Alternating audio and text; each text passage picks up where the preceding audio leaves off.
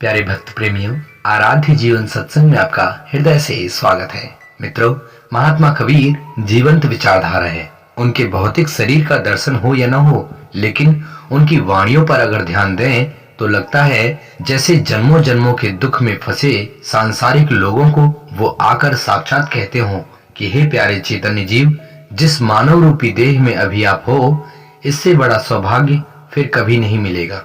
निरंतर चित्त वृत्ति को भटकाने से अच्छा है इसे एकाग्र करो। भटकाने से कुछ नहीं होगा। स्थिर मन से इन अमृत वाणियों पर ध्यान दो। सबसे पहले सत्संग सुनो, संतों की संगत करो, फिर सद्गुरु की तलाश करो।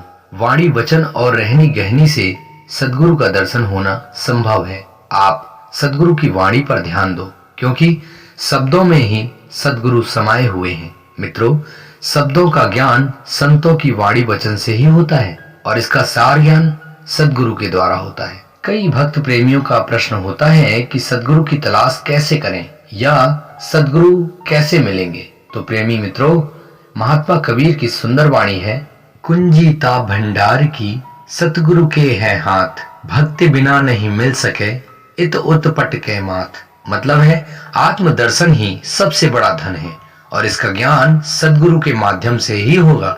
और सद्गुरु की प्राप्ति के लिए तन मन वाणी विचार और सबसे ज्यादा विवेक को प्रबल बनाना होगा। और इन्हें जो प्रबल नहीं बनाता वो संसार के भटके हुए लोगों की शरण में जाकर काल्पनिक शक्ति के आगे माथा पटकते रहते हैं। इसलिए कहीं अन्य स्थान न जाकर ध्यान दीजिए।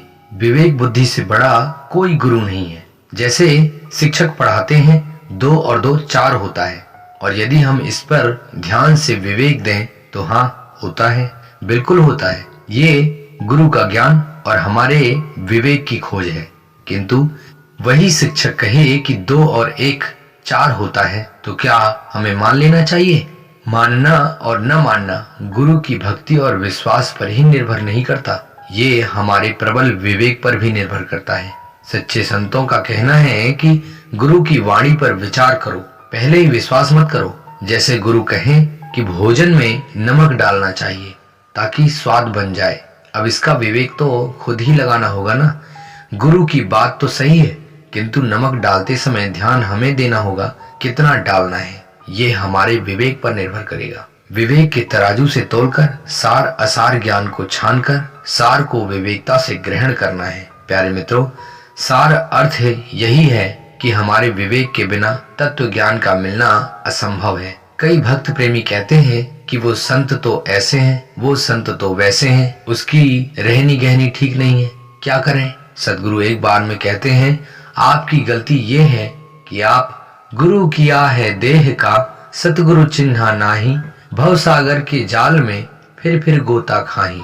इसलिए अज्ञानी व्यक्ति को गुरु मत मानो। देहधारी गुरु का लक्षण नहीं है। गुरु का लक्षण है सत्य ज्ञान, और जिसके पास सत्य ज्ञान न हो उसे तत्क्षण त्याग दो। सद्गुरु इसलिए कहते भी हैं, झूठे गुरु के पक्ष को तजत न कीजिए बार, द्वार न पावे शब्द का भटके बारंबार। इसलिए प्यारे मित्रों, जो शब्द का ज्ञान नहीं रखता उसे त्याग दो। अपनी विवेक बुद्धि को समय के रहते लगा लो, अन्यथा एक बहुत बड़ा शुभ अवसर निकल जाएगा।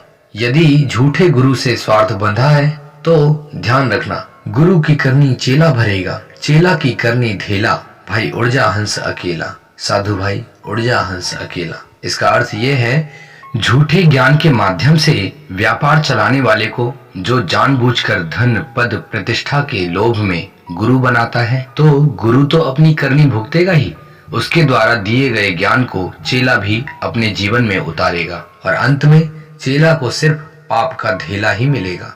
अतः प्यारे हंस, अपनी गति को पहचानो और निर्चीर विवेकी होकर सत्य का मार्ग ग्रहण करो।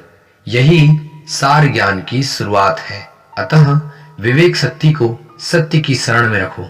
सत्य की शरणागति ही आनंद का धाम है। प्यारे प्रभु प्रेमियों, ध्यान की शक्ति विवेक द्वार से ही मिलती है।